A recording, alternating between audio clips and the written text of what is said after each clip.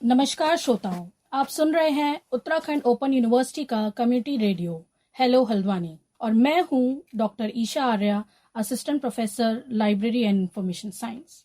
आज का दिन हमारे प्रोफेशन के लिए सिर्फ एक सेलिब्रेशन नहीं बल्कि अपनी प्रोफेशनल रूट्स और उन व्यक्तियों को याद करने का अवसर भी है जिन्होंने लाइब्रेरियनशिप को एक नई दिशा दी थी। तो चलिए यहीं से हम आज की बातचीत शुरू करते हैं। बिल्कुल। और मैं हूँ Riya Chauhan, assistant professor library and information science.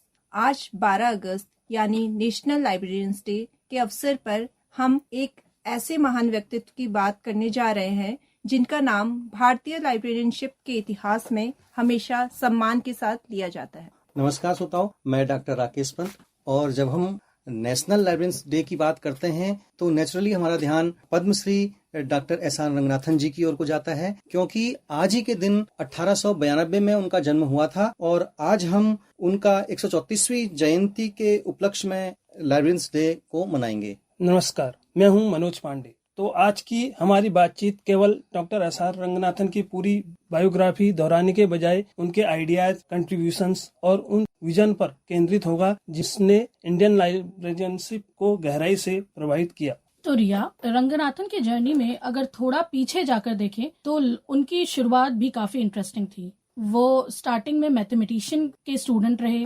Ranganathan ने अपने करियर की शुरुआत टीचिंग से की थी, लेकिन आगे चलकर उनका प्रोफेशनल लाइफ लाइब्रेरियनशिप की ओर मुड़ गया था। जी बिल्कुल मैम। उनका जन्म 12 अगस्त 1892 को सियाली, तमिलनाडु में हुआ था और मैथमेटिक्स में उनका एकेडमिक बैकग्राउंड था। लेकिन अब उन्हें यूनिवर्सिटी ऑफ मद्रास का फर्स्ट लाइब्रेरियन नियुक्त किया गया और यही उनकी थिंकिंग में एक महत्वपूर्ण बदलाव दिखाई देता है। उन्होंने जब लाइब्रेरी को केवल बुक्स रखने और व्यवस्थित करने की जगह नहीं माना, बल्कि यह सवाल उठाया था कि नॉलेज को किस तरह ऑर्गेनाइज किया जाए ताकि वह इफेक्टिवली यूजर्स तक पहुंच सके। बिल्कुल सही कहा डॉक्टर साहब आपने। और यही सोच आगे चलकर उनके लगभग हर मेजर कंट्रीब्यूशन में दिखाई देती है। उनके लिए लाइब्रेरी की सक्सेस केवल कलेक्शन की साइज से तय नहीं होती थी।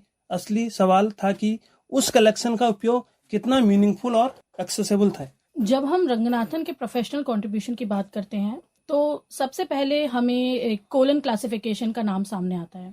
ये केवल एक क्लासिफिकेशन स्कीम नहीं थी, बल्कि नॉलेज को सब्जेक्ट्स और फैसेट्स के आधार पर फ्लेक्सिबल तरीके से ऑर्गेनाइज करने की एक महत्वपूर्ण अप्रोच थी। और उनकी कंट्रीब्यूशन यही समाप्त नहीं हुई। Facet analysis, classified catalogue code, chain indexing ने भी नॉलेज ऑर्गेनाइजेशन और इंफॉर्मेशन रिट्रीवल के क्षेत्र में महत्वपूर्ण प्रभाव डाला।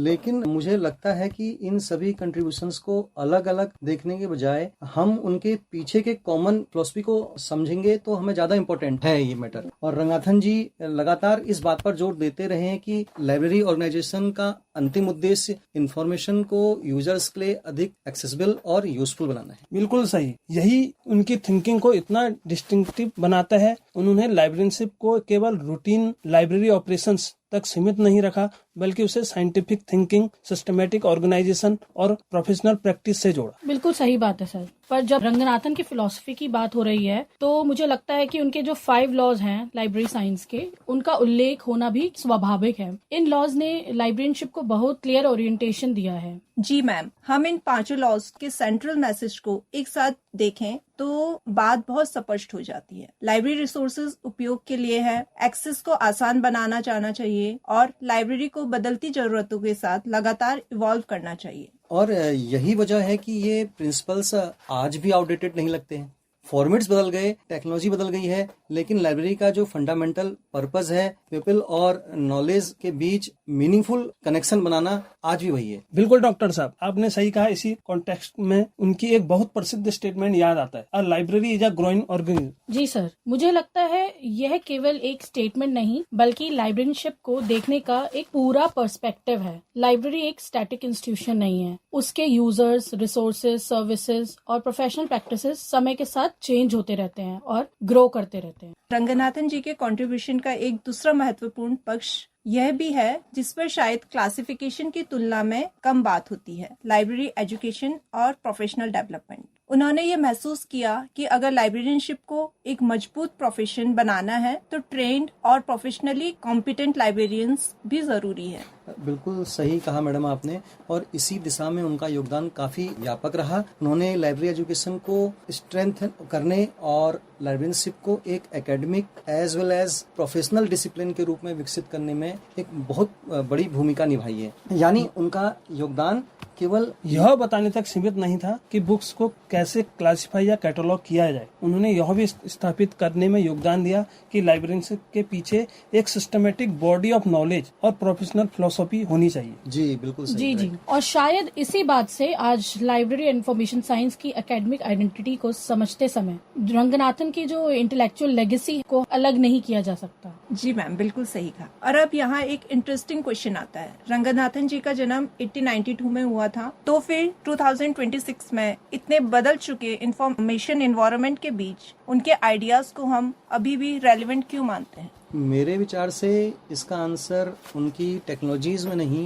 बल्कि उनकी थिंकिंग और प्रिंसिपल्स में है। उन्होंने हमें कोई ऐसा मॉडल नहीं दिया जो केवल एक पर्टिकुलर टेक्नोलॉजिकल इरा के लिए हो। उन्होंने हमें लाइब्रेरीज को समझने का एक ब्रॉडर पर्सपेक्टिव दिया है। बिल्कुल सही कहा सर, और हम उस पर्सपेक्टिव का सेंटर हमेशा यूजर्स ऑफ नॉलेज रहा। आज हमारे पास कितने भी एडवांस टूल्स और रिसोर्सेज क्यों ना हो, आखिर में सवाल यही रहता है, क्या सही नॉलेज सही व्यक्ति तक सही समय तक पहुंच रही है? जी सर, और अगर हम इस क्वेश्चन को सीरियसली लेते हैं तो हम यह समझ पाएंगे कि रंगनाथन की फिलॉसफी आज भी क्यों मीनिंगफुल है। उनकी रेलेवेंस किसी पर्टिकुलर टेक्नोलॉजी पे नहीं बल्कि नॉलेज एक्सेस और यूजर सेंटर्ड लाइब्रेरीशिप की उस मूल सोच में है जो समय के साथ और भी इम्पोर्टेंट होती गई है। तो शायद नेशनल लाइब्रेरियंस डे हमारे लिए एक छोटा सा प्रोफेशनल रिफ्लेक्शन भी है। रंगनाथन जी को केवल टेक्स्ट बुक में पढ़ना या उनकी बर्थ एनिवर्सरी सेलिब्रेट करना पर्याप्त नहीं है, क्योंकि उनकी फिलॉसफी को अपने प्रोफेशनल वर्क में समझना ज्यादा मीनिंगफुल है। बिल्कुल मैडम, आप सही कह रही हैं। उनके द्वारा नॉलेज को व्यवस्थित करना,